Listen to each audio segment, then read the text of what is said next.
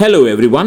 ഇന്ന് ഞാൻ നിങ്ങളുമായി ഷെയർ ചെയ്യുന്നത് രണ്ട് കഥകളാണ്. The death trap and A Sunny morning. രണ്ടും വ്യത്യസ്തമായ കഥകളാണ്.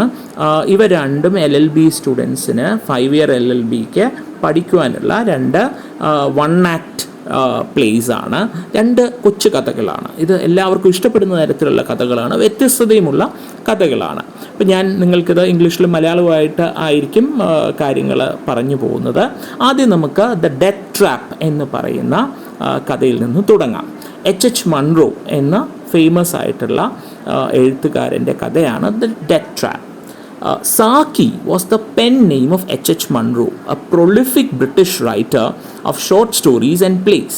His work is characterized by wit, wordplay, and surprise endings. The Death Trap is one of his popular one-act plays. It captures the last minute in the life of a courageous and clever young prince, Dimitri. Dimitri എന്ന പേരുള്ള ഒരു courageous ആയിട്ടുള്ള young പ്രിൻസിൻ്റെ ജീവിതത്തിലെ അവസാന മിനിറ്റുകളാണ് ശരിക്കും പറഞ്ഞാൽ ഈ death trap എന്ന് പറയുന്ന കഥയിൽ നമുക്ക് കാണാൻ സാധിക്കുന്നത്. ചെറുപ്പക്കാരനായ രാജകുമാരൻ എങ്ങനെ തൻ്റെ മരണത്തെ ഫേസ് ചെയ്യുന്നു എന്ന തരത്തിലുള്ള ഒരു കഥയാണിത്. Dimitri, a young prince of 17, is the ruler of Kedaria. However, there is a faction that supports a rival, Prince Karl. അപ്പം ഈ കെഡാരിയ എന്ന് പറയുന്ന രാജ്യത്ത് രണ്ട് വ്യത്യസ്ത വിഭാഗങ്ങളാണ് ഉള്ളത്. ഒന്ന് ഡിമിട്രിയെ സപ്പോർട്ട് ചെയ്യുന്നവരും പിന്നെ അദ്ദേഹത്തിൻ്റെ റൈവലായ മറ്റൊരു അവകാശിയായ പ്രിൻസ് കാളിനെ സപ്പോർട്ട് ചെയ്യുന്നവരും. അപ്പോൾ ഇവർ തമ്മിലുള്ള വടംവലിയിൽ ഡിമിട്രിക്ക് സംഭവിക്കുന്ന ഒരു വല്ലാത്തൊരു അവസ്ഥയാണ് നമ്മളിവിടെ കാണാൻ പോകുന്നത്. When the curtain rises, 3 officers of the Kranitsky regiment are plotting the assassination of Prince Dimitri. The Kranitsky regiment is loyal to Prince Karl. They have found a perfect time to murder the prince in the very brief interval between the marching out of the loyal regiment which is there and the arrival of an equally loyal Lonyadi regiment. ഇതെല്ലാം റെജിമെൻസിൻ്റെ പേരുകളാണ്. വോണ്ടിയഫ്, unlike the other 2 cold-blooded officers, has feelings of guilt. ഇപ്പോൾ വോണ്ടിയഫ് എന്ന് പറയുന്ന ഒരു ഓഫീസറും മറ്റ് 2 ഓഫീസേഴ്സുമാണ് ഈ guards, ഒരു സെറ്റ് ഗാർഡ്സ് മാറി അടുത്ത സെറ്റ് ഗാർഡ്സ്, അതായത് റെജിമെൻ്റ് തന്നെയാണ് പ്രിൻസിനെ ഗാർഡ് ചെയ്യുന്നത്. അപ്പം ഒരു സെറ്റ് മാറി അടുത്ത സെറ്റ് വരുന്നതിൽ വോണ്ടിയഫും മറ്റ് 2 ഓഫീസേഴ്സും ആണ് അതിൻ്റെ തലവന്മാരായിട്ടുള്ളത്. അപ്പോൾ വോണ്ടിയഫിനൊരു ഗിൽറ്റ് ഉണ്ട്. നമ്മൾ സംരക്ഷിക്കേണ്ട ആളെ തന്നെ ഇങ്ങനെ കൊല്ലുന്നത് കോൺസ്പിറസിയുടെ ഭാഗമാണെങ്കിലും ശരിയാണോ എന്ന അർത്ഥത്തിൽ. He has some sympathy for the prince. He wishes that the finger of heaven would remove Dimitri. എങ്ങനെയെങ്കിലും ഡിമിട്രി അല്ലാതെ തന്നെ മരിച്ചിരുന്നുവെങ്കിൽ നല്ലതായിരുന്നു എന്നിങ്ങനെ വോണ്ടിയഫ് ചിന്തിക്കുന്നുണ്ട്. Dimitri enters and the 3 officers leave. സ്റ്റേജിൽ ഡിമിട്രി ആദ്യം ഒന്ന് വന്ന് പുറത്തേക്ക് പോയതിന് ശേഷം ഈ 3 ഓഫീസേഴ്സ് പോയതിന് ശേഷമാണ്, അവരുടെ കോൺവെർസേഷന് ശേഷമാണ് ഡിമിട്രി സ്റ്റേജിലേക്ക് വരുന്നത്. Dmitry is aware of the deadly plot as all his weapons have been taken from him on some pretext or the other. Stronitz, the loyal doctor, comes to meet the prince. ആ സമയത്ത് സ്ട്രോണിറ്റ്സ് എന്ന പ്രിൻസിൻ്റെ സുഹൃത്ത് കൂടിയായ അടുത്ത സൗഹൃദമുള്ള ഒരു doctor അവിടേക്ക് വരുന്നു ഡിമിട്രിയെ കാണാനായിട്ട്.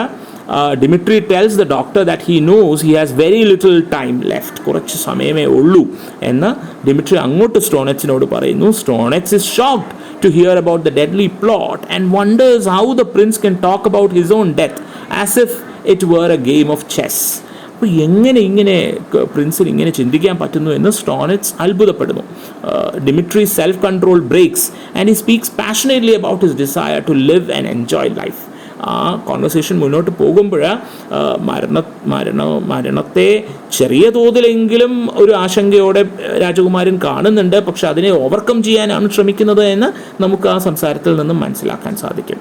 Stronitz offers to give him a quick acting drug that will enable him to kill himself before the assassins reach him. അപ്പോൾ പലപ്പോഴും സംഭവിക്കുന്നത് പോലെ ഇദ്ദേഹത്തിനെ പോലെ ഒരു ഉയർന്ന ഒരു വ്യക്തി ഇവരുടെ കൈകൊണ്ട് മരിക്കുന്നതിനേക്കാളും ഒരു പോയ്സൺ തന്ന് ഞാൻ സഹായിക്കാം ഒരു സുഖകരമായ മരണത്തിന് എന്ന് സ്റ്റോണിറ്റ്സ് പറയുന്നു. Dmitry refuses the offer because he has never seen anyone being killed and this is his last chance. ഒരു തമാശ എന്നോണം രാജകുമാരൻ അതിന് മറുപടി പറയുന്നത്, ഞാൻ ഇതുവരെ ഒരാൾ കൊല്ലപ്പെടുന്നത് കണ്ടിട്ടില്ല, ഇതെൻ്റെ ചിലപ്പോൾ അവസാനത്തെ ചാൻസ് ആയിരിക്കും എന്ന് ഡിമിട്രി പറയുന്നു. At this point they hear the Andrif regiment marching out and know that there is very little time left. അപ്പോൾ പുതിയ ഗാർഡ് വരുമ്പോഴാണ് ഈ കോൺസ്പിറസിയിലെ ആളുകൾ വന്ന് ഈ കൊലപാതകം ചെയ്യാൻ പോകുന്നത് എന്ന് അവർക്കറിയാം. Suddenly doctor Stonitz has a brain wave, ഒരു ഐഡിയ തോന്നുന്നു. He rushes toward the prince and examines his heart. The three villains enter. The doctor tells them that his examination has resulted in a terrible diagnosis. The prince is fatally ill. He will live only for 6 more days. The officers are taken aback. They leave the room to discuss this new turn of events. The jubilant prince thanks the doctor for his trick, but he is surprised to hear from the doctor that the diagnosis was real, that he only has 6 days of life left. Being a true prince, Dmitri quickly accepts this cruel blow of fate with courage and says, "Death has come for me twice in one evening. He must be in earnest." മരണം എന്നെ തേടി 2 തവണ ഒരേ ഈവനിങ്ങിൽ വന്നിരിക്കുന്നു. ഒന്ന് ഈ കൊല്ലാൻ വന്നവരുടെ രൂപത്തിൽ, 2 താങ്കൾ പറഞ്ഞ ആ അസുഖം അത് സത്യമാണ് എന്ന് താങ്കൾ തന്നെ പറയുന്നു. അപ്പോൾ പിന്നെ എൻ്റെ മരണം ഇപ്പോൾ തന്നെ എന്നെ കാണാൻ വന്നു എന്ന് എനിക്ക് മനസ്സിലായി. He asked for the bottle of poison to kill himself. Being a monarch, he does not want to be kept waiting for his death. Stronitz leaves, controlling his sorrow. The prince gets a brilliant idea as he is about to add poison to the wine he plans to drink. He empties the poison into the bottle of wine instead and pours the poisoned wine into 4 glasses. The 3 officers enter and they have dropped their plan to murder the prince, as the finger of heaven will soon kill him.